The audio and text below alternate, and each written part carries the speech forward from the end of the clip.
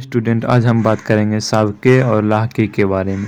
हम साबके और लाहके से उर्दू ज़बान के बहुत सारे नए अल्फाज बना सकते हैं। साबका और लाहका क्या है, आज हम इस वीडियो में पढ़ेंगे।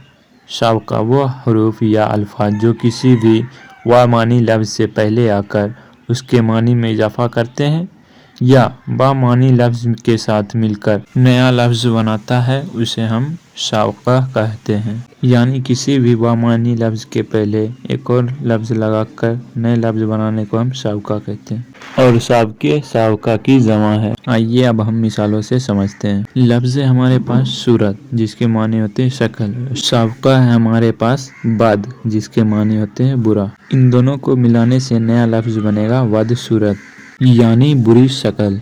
अगला लफ्ज़ है हमारे पास नसीब, जिसके मायने है किस्मत। साबका है हमारे पास खुश, जिसके मानी है अच्छा।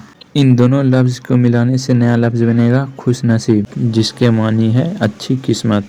अब हम लाहका को समझते हैं। यह वो हरूफ या अल्फाज है जिन्हें हम किसी भी लफ्ज़ के आखिर में लगाकर नए अल्फाज बनाए जाते हैं, या वो हरूफ है जिन्हें किसी लफ्ज़ के आखिर में लगाकर उसके मानी में इजाफा कर दिया जाता है, लाहका कहलाता है। लाहका में हम क्या करते हैं, लफ्ज़ के आखिर में कोई और लफ्ज़ लगाकर उसके मानी में इजाफा कर देते हैं। इसको हम आसान तरीके से समझते हैं। साबका, साबका जिस हर्फ के शुरू में लगता है, सीन से शुरू हो गया और सीन से साब क्या। लाहका, लाम से लास्ट हो गया और लाम से लाहका जो हर्फ के लास्ट में लगा जाए उसे हम लाहका कहते हैं। अब हम मिसालों से समझते हैं। लफ्ज़ है हमारे पास तलब, तलब का मतलब होता है ख्वाहिश। और लाहका हमारे पास है गार।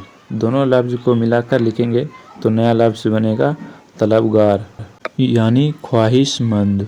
हम एक और मिसाल देखते हैं। लफ्ज़ है हमारे पास अफसोस, अफसोस के मानी दुख या गम। लाहका है हमारे पास नाक। दोनों को मिलाकर लिखेंगे तो नया लफ्ज़ बनेगा अफसोस नाक, यानी गमज़दा। आशा करता हूँ कि आप साबका और लाहका को अच्छी तरह से समझ गए होंगे। अगर समझ गए हैं तो प्लीज़ हमारी वीडियो को लाइक कर चैनल को सब्सक्राइब जरूर करें।